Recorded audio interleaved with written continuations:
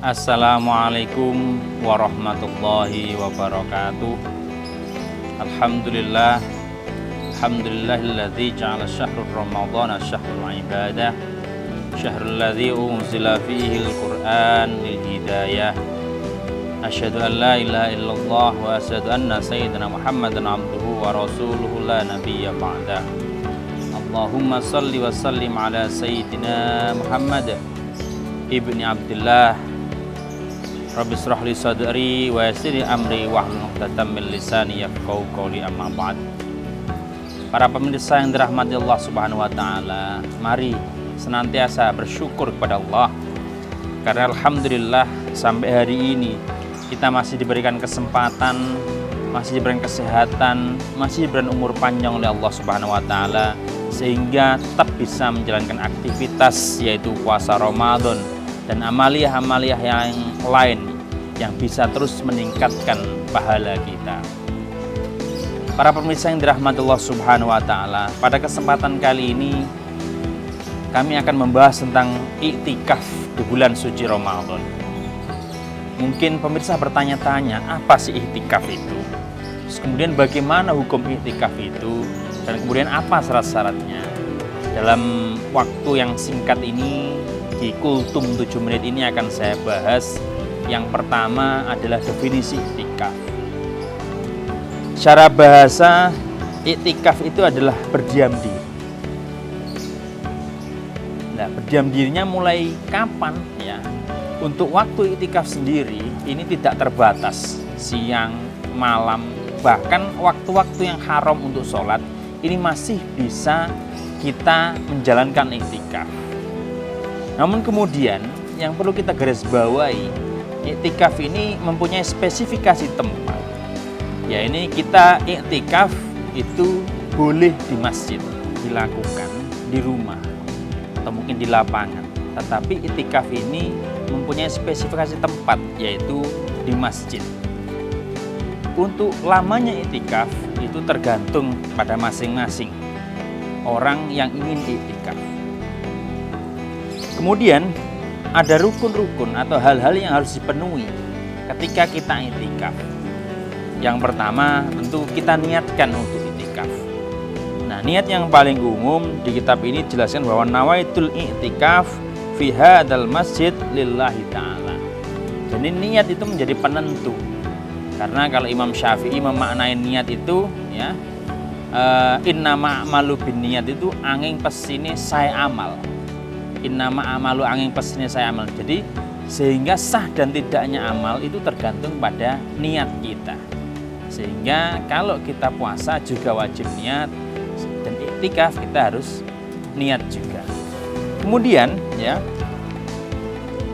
untuk durasi iktikaf ini sekurang-kurangnya selama seperti tumakninah kita dalam waktu sholat.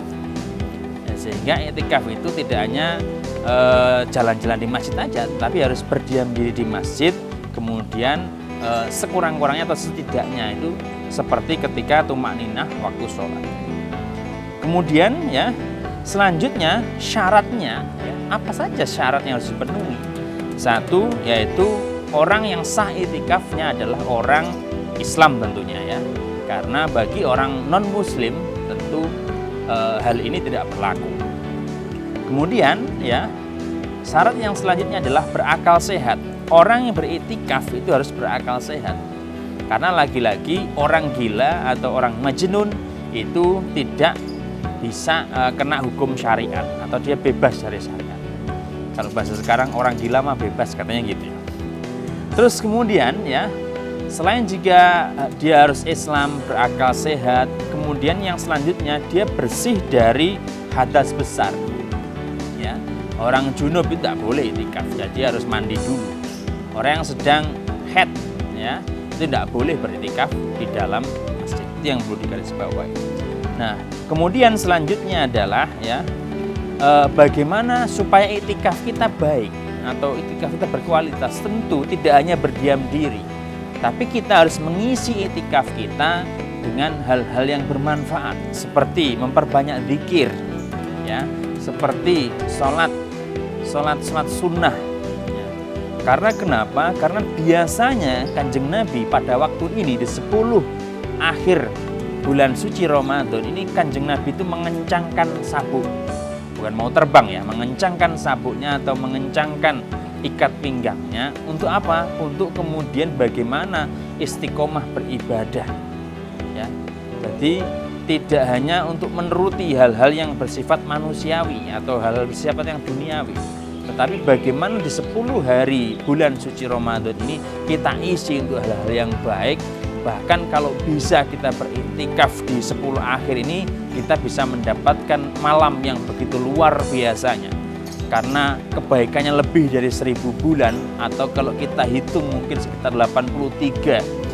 Ya, kita akan dicatat oleh Allah sebagai abid, orang yang ahli ibadah, orang yang tentu pahalanya sangat luar biasa. Karena catatannya kalau sudah dapat malam Lailatul Qadar ini seumur hidupnya, bahkan 83 tahun sekian, itu akan dicatat sebagai orang yang ahli ibadah. Nah, maka dari itu mari kita bersama-sama di 10 hari akhir ini kita tingkatkan iktikaf kita ya di masjid ya, dengan mengisinya dengan zikir ya, kemudian sholat sunnah dan memperbanyak amal-amal yang lain seperti sholawat. Semoga kita diberikan kekuatan oleh Allah senantiasa istiqomah untuk iktikaf sehingga umur kita menjadi umur yang barokah. Saya pikir sekian dari saya. Ihdinas siratal mustaqim wallahu a'lam bishawab. Assalamualaikum warahmatullahi wabarakatuh.